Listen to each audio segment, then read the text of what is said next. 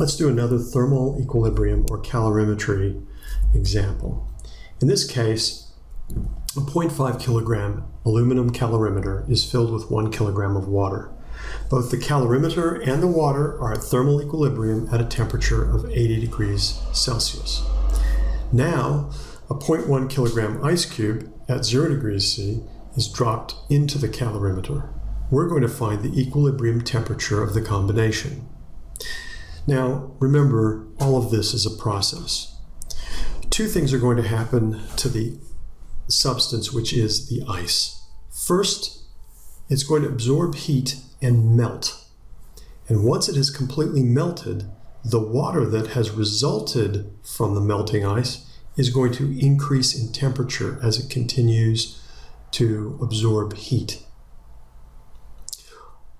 While this is going on, heat is lost by the water in the calorimeter and by the aluminum can of the calorimeter. So if we add all of these up, the heat gained by the ice as it melts, the heat gained as the water from the ice as it warms, the heat lost from the water in the calorimeter, and the heat lost from the calorimeter can sum to 0. Okay, so now we can replace each of these. When we have melting, our Q is given by the mass times the latent heat of fusion. So mass of the ice times latent heat of fusion. We add to that the mass of the melt water times the specific heat of water times the change in temperature of the water from 0 degrees up to whatever the equilibrium temperature is going to be.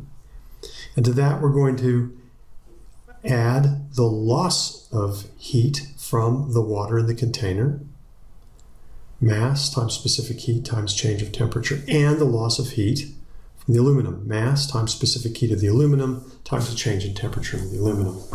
So if we substitute everything in here, we have 0.1 kilograms of ice times 334,000 joules per kilogram degree Celsius, plus 0.1 kilograms of melt water times 4,186 joules per kilogram degree Celsius times the final temperature, because it started at 0. And to that we're going to add 1 kilogram of water times 4,186 joules per kilogram degree Celsius times the final temperature minus the starting temperature of 80. And then we do the same for the aluminum.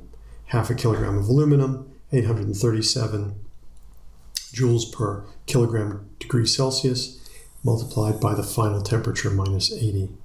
When we